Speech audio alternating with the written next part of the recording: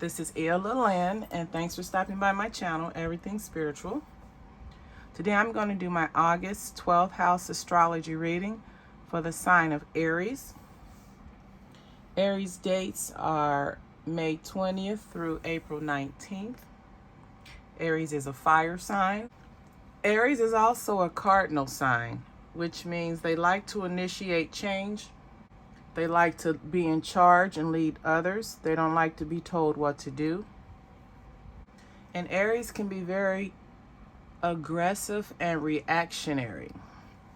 So let's see what's going on with Aries for the month of August. I'm using the Angel Wisdom Tarot deck and the Lenormand Gilded Oracle.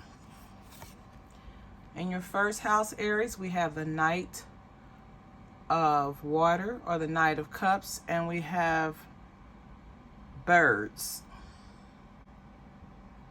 So this card is about community. This is about not a network, but coming together as a community, or coming together. So we have the Knight. So you're Aries. Some of you all, when people look at you, they look at you as someone who's very flirtatious, as someone who has a lot of women, or you date a lot of men. So you are someone who is into casual dating. You're into flings and affairs. When it comes to your second house, Aries, it looks like you need to take some time out to refocus.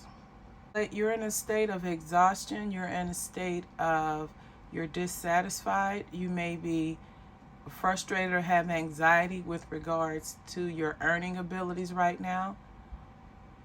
So what Spirit is saying, either if you have a job that you don't want, or if you're searching for a better job, or if you don't have one at all, Spirit is asking you to stay focused, pray, and meditate, and stay committed to the cause.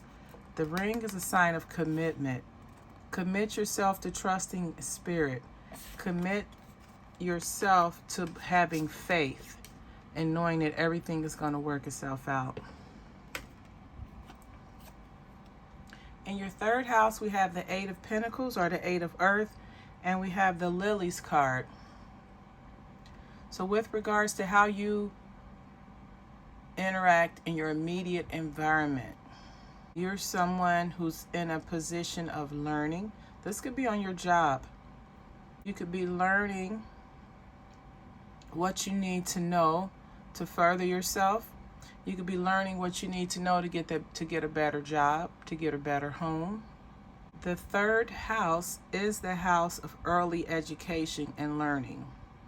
So Spirit is telling you that you need to learn all that you can about whatever it is that you have an interest in, whether it is your job, a career, a hobby, or volunteer work. And then the lilies just signifies your maturity.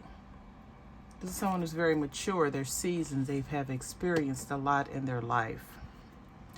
Your fourth house, in the fourth house, we have awakening, or the this would be the Hangman in the traditional tarot, and we have the Heart card.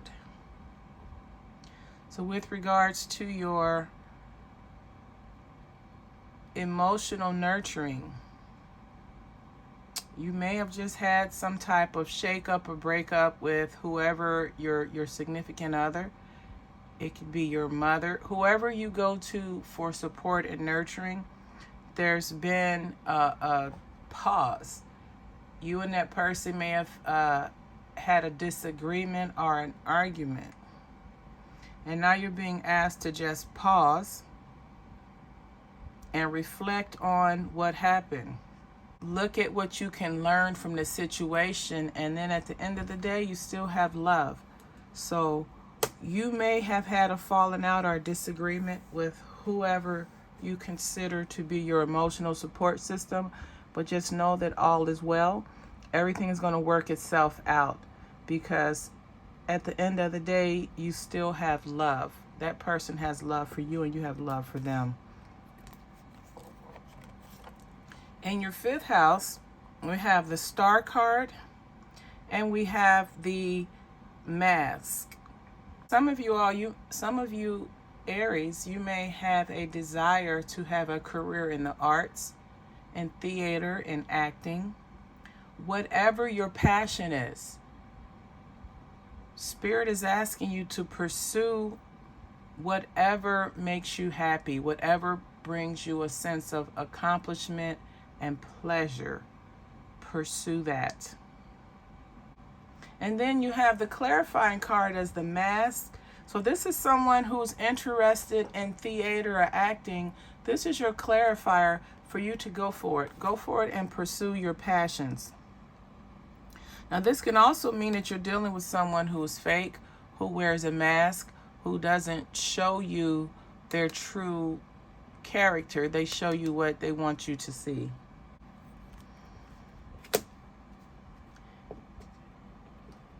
Your 7th house, your 6th house has the 7 of Wands, or the 7 of Fire, and it has the Fox. If you're having situations on your job or in an organization that you may belong to, Spirit is asking you to stand up for yourself. Stand up for yourself. Stand up for what you believe in. You're smart. You have confidence, and also you're skilled. You bring a lot to the table regarding your work ethic.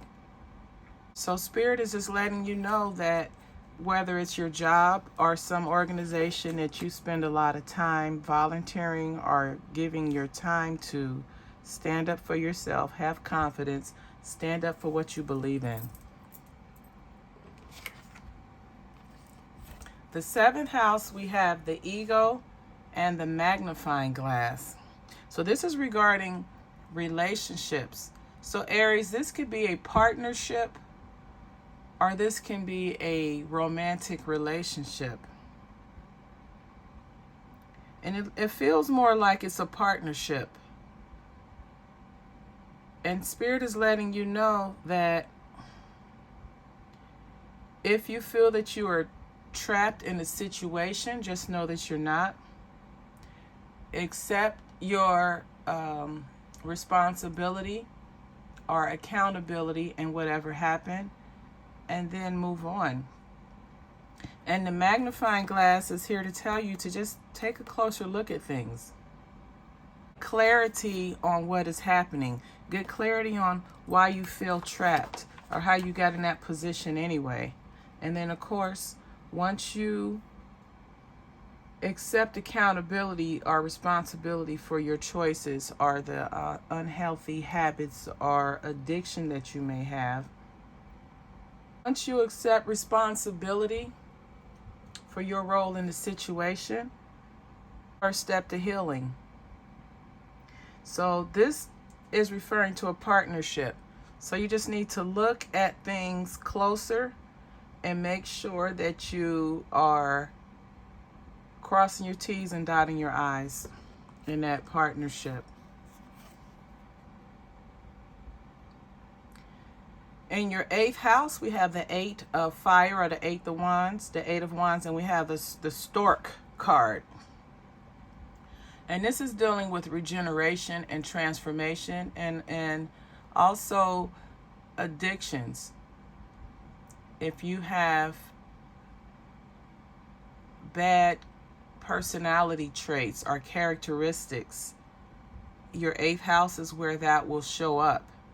And it looks like you have a lot going on in your 8th house. Your 8th house is also where you have shared assets.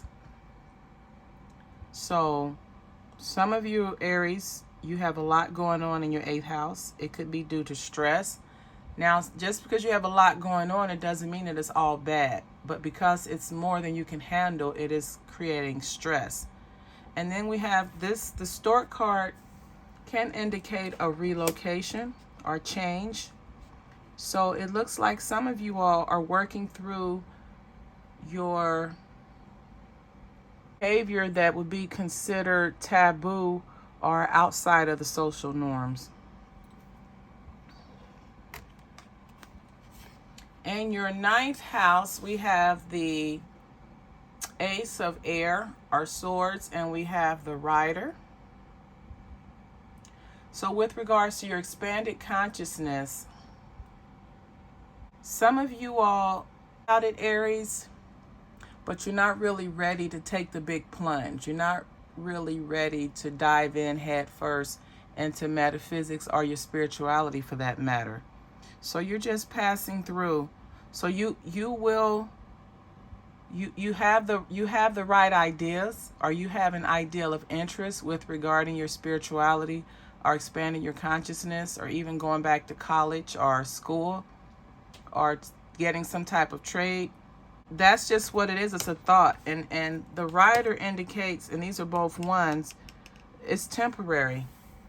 As fast as the thought popped in your head, that'll be as fast as it pops out of your head. So right now, you are not ready for expanded consciousness because you have a lot going on, and mentally, you don't have your mind wrapped around the whole process yet.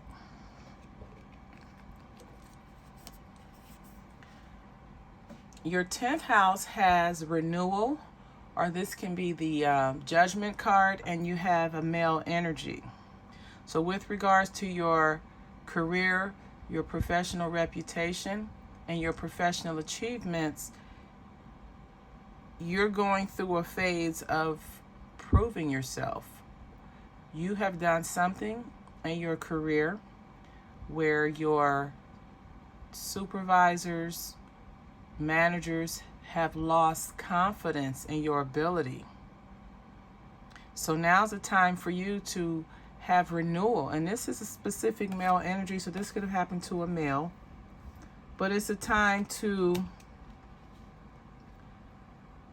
figure out what went wrong, correct what went wrong, and move forward.